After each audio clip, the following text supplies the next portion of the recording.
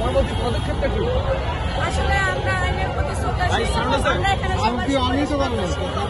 আমরা আমাদের বর্তমানের সরকার ডক্টর মোহাম্মদ ইউনূস স্যার, যিনি শান্তিতে নোবেল বিজয়ী, আমরা দেশের কথা বিবেচনা করে আমরা আজকে দুপুর 12টায় আমাদের আলটিমেটাম ছিল, সেটা হয় নাই।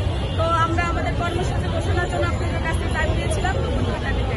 তো আমরা এখানে শান্তিপূর্ণ অবস্থান কর্মসূচি পালন করেছিলাম। আমাদের এখনো কোনো বিষয় আমরা আশ্বস্ত হচ্ছে, আমরা সমাধান পাচ্ছি না।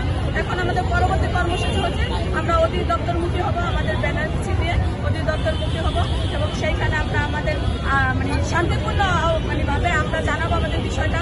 দেন তখনও যদি আমাদের বিষয়টা সমাধান না হয়, তখন আমাদের কর্মসূচি আমরা পরবর্তীতে আবার চেঞ্জ করব।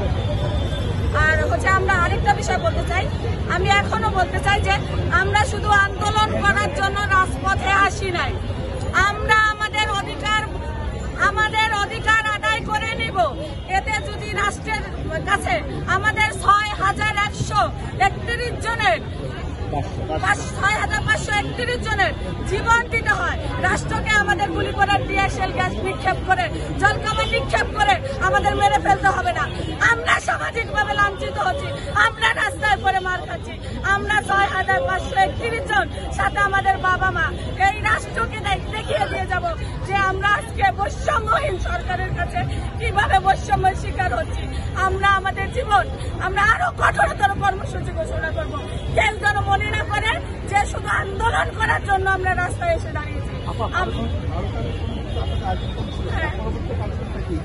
পরবর্তী কার্যক্রম আমরা এখন আইনের প্রতি শ্রদ্ধাশীল। আমরা শান্তিপূর্ণ অবস্থান কর্মসূচি পালন করবো। অধিদপ্তরের পরবর্তী কর্মসূচি আমরা আপনাদের শাহবাগে আমরা অবস্থান করবো, কিন্তু আমরা অধিদপ্তরের দিকে যাচ্ছি। দেখি যে তারা তো প্রতিনিধি দল ডেকে নিয়ে দিয়ে আশ্বাস দেয়, আমরা সবাই মিলে যাব যে আমাদের কি আশ্বস্ত করে বা আমরা আমাদের হাতে পাই কিনা। এরপরে কি আবার শাহবাগে আসবেন?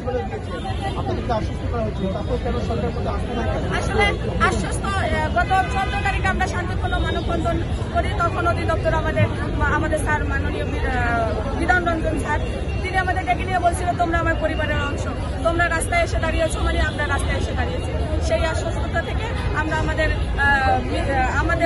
6,531 জন সুপারিশপ্রাপ্ত হাইকোর্ট বাসায় ফিরে যাই, যেহেতু স্যার আমাদের বলছে।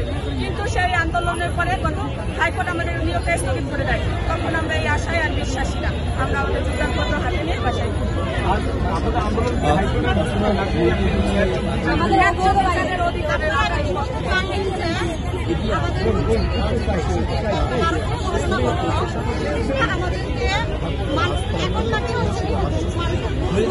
কিন্তু আপনারা সবাই জানবেন যে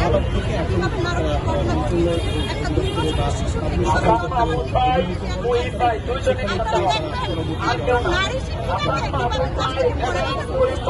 নারী নিয়ে চলে যায়। নারকের ঘটনা কি আর আছে? হতে পারে এই সরকার, এই অধিদপ্তর আমাদের করেছে।